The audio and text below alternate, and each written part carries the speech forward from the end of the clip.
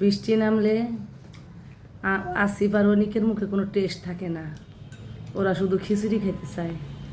কিরে বেটা, খিচুড়ি খাইতেছে এখন, ভালো লাগতেছে না? খুব টেস্ট, খুব টেস্ট।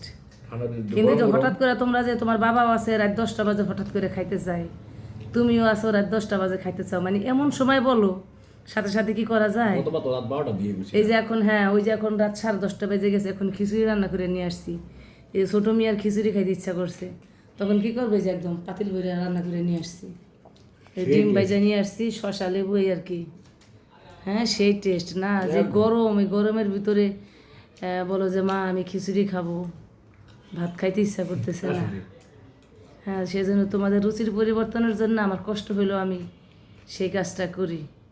তো আমাদের অনেকের মতো কার কার এরকম রুচি পরিবর্তন করতে ইচ্ছা করে মায়ের হাতের খিচুড়ি খাইয়া?